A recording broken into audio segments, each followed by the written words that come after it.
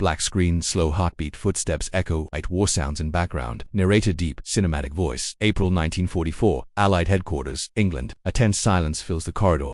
Supreme Commander Dwight D. Eisenhower, calm and composed, walks briskly toward the war room. Behind him a man waits. A general, but not the kind of general you expect. Leather gloves, bright scarf, polished boots, shiny helmet reflecting the light, spurs clinking, eyes sharp, a swagger in his walk that could intimidate even hardened veterans. Eisenhower looks once, then twice, and almost walks past him without noticing because George S. Patton didn't look like a general. But appearances can be deceiving. This is the story of the day the Allies almost missed the man who would terrify the Nazis and reshape the battlefield forever.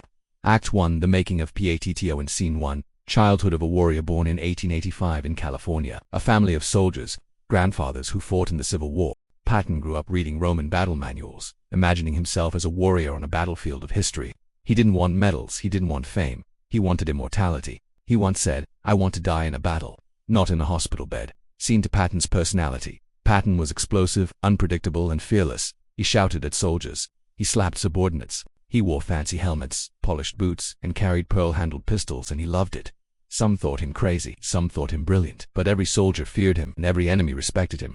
Act 2, Eisenhower meets Patton in Scene 3, The Corridor Moment. April 1944, England. Supreme Allied Commander Dwight D. Eisenhower is inspecting officers before D-Day. Composed, neat, and utterly professional. Patton, on the other hand, bursts into view. Leather gloves, riding boots, right scarf, swagger, hat cocked at a rakish angle. Eisenhower glances, blinks, and almost walks past him. One aide whispers, "Sir, that's Patton." Eisenhower stops, nods, realizes the man in front of him is one of the most dangerous Allied generals alive. Scene for first impressions. Eisenhower reserved, measured, tactical. Patton, flamboyant, aggressive, unpredictable. Opposites on paper, yet together they would plan one of the most daring military operations in history. Act 3 Patton, the LEG&D. Scene 5, North Africa and Sicily. Patton's campaigns in North Africa. Rapid armored advances, lightning strikes, relentless attacks. Sicily, bold maneuvers, audacious strategy, terrifying for the enemy.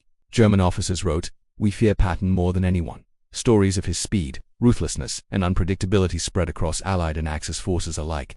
Scene 6 D-Day Deception. Before D-Day, Patton was placed in command of a fake army, the 1st U.S. Army Group FUSAG, to mislead the Germans. Hitler believed Patton would lead the main assault at Calais. Even months later, German intelligence refused to believe the real invasion could be anywhere else. Patton's reputation alone influenced Hitler's strategic decisions. Act for the day of the CIORID or Scene 7, April 1944, England. Eisenhower walks the Allied HQ. Patton is standing in a doorway, adjusting gloves, boots shining, helmet tilted just so. Eisenhower almost passes him without recognition. Staff whisper, "That's Patton." Supreme fear for the Germans. Eisenhower stops. Patton turns, eyes blazing. A moment of silent recognition. Opposites meet. Discipline versus explosive energy. This moment would define the trust, friction, and brilliance that made D-Day possible. Act 5. The Psychology of Patton in Scene 8. Mind of a General. Patton studied history, warfare, and psychology. He believed speed kills, aggression wins, fear is a weapon. He carried himself as a soldier of legend, inspiring fear in enemies or in allies. Yet, many in the Allied command questioned him. Too flamboyant, too aggressive, too unpredictable, but Eisenhower recognized the genius beneath the chaos.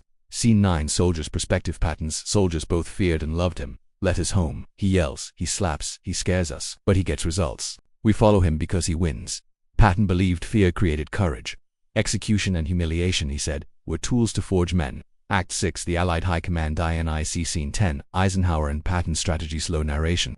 Maps animation. Planning D-Day required trust between Eisenhower and Patton. Despite their differences, Eisenhower allowed Patton to command the fictitious army, and later to play a crucial diversion role. Patton's ego handled with precision. Eisenhower's calm, perfect counterbalance. The corridor meeting symbolized this balance. Flamboyant force meets measured control. Act 7 The Legacy of That Day. Scene 11 Why this moment mattered. That brief encounter, almost overlooked, symbolized the unpredictability of Patton. Eisenhower's ability to recognize genius. The critical nature of leadership in today's allies were preparing to storm Normandy, and the fate of the world depended on trust, recognition, and intuition. Act 8 Epic. CO and narrator. History remembers generals by victories, by battles, by medals, but sometimes history is shaped in a hallway, a glance, a recognition. Eisenhower almost walked past the man who would terrify the Nazis, deceive Hitler, and shape the fate of the Allied armies. Patton didn't look like a general, but he was one. And on that day, the Allies almost missed him. Fade to black. Text on screen. Appearances can be deceiving. Legends are recognized in a glance.